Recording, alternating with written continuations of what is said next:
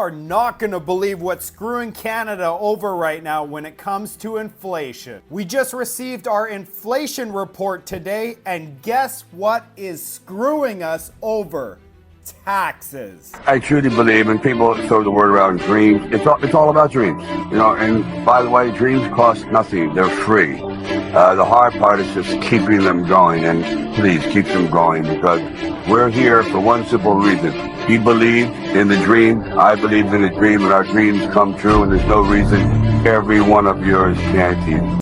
That's right. What has pushed our inflation rate from 1.6% to 2% is an increase in taxes. Gasoline carbon taxes in Alberta and property taxes across Canada at 6% on average. It's not those greasy corporations, as Jagmeet Singh would love to tell all Canadians. It's actually our very own government. They are the #1 cause of inflation in Canada. Guess what else is happening? Our Canadian economy is rapidly turning into a pile of cow manure. So the Bank of Canada has cut interest rates 4 times, with the last one being an emergency massive jumbo cut in order to stimulate the Canadian economy. In the meantime, the US economy is proving to be a lot stronger than the Canadian economy. That's why the Federal Reserve has only cut interest rates twice,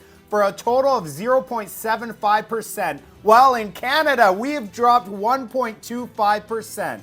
What does that mean? That means the Canadian dollar is rapidly losing value against the US currency. That means the food that you are buying at the grocery store is also going up. We're already seeing the increase in this new inflation report. Grocery prices are going to continue to go up in the winter because all of our fresh produce is imported.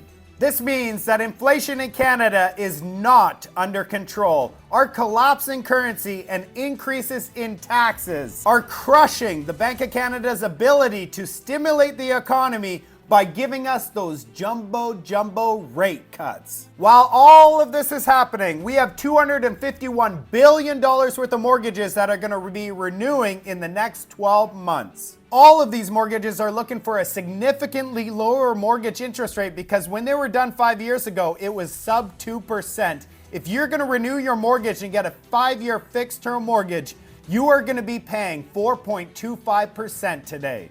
That is over 100% increase, and guess what?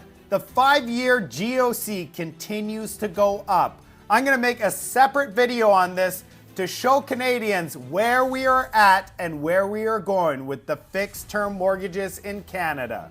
So the Bank of Canada is stuck. They either lower interest rates to limit the amount of people that are going to default on their mortgages and to stimulate the Canadian economy. But this will crash the Canadian dollar even further, which ultimately will increase our inflation rate. We've already lost 6% in the value of our Canadian dollar in only 51 days. The only way to stabilize the Canadian dollar is to pause or increase interest rates. But if they do this, there is a high likelihood of a severe recession in Canada and a mortgage renewal nightmare. We have a GDP report that comes out on November 29th. This will be the last data set that the Bank of Canada looks at before their interest rate announcement decision on December 11th. Personally, I think the Bank of Canada is going to continue to cut interest rates and allow inflation to come roaring back because of our crumbling Canadian dollar.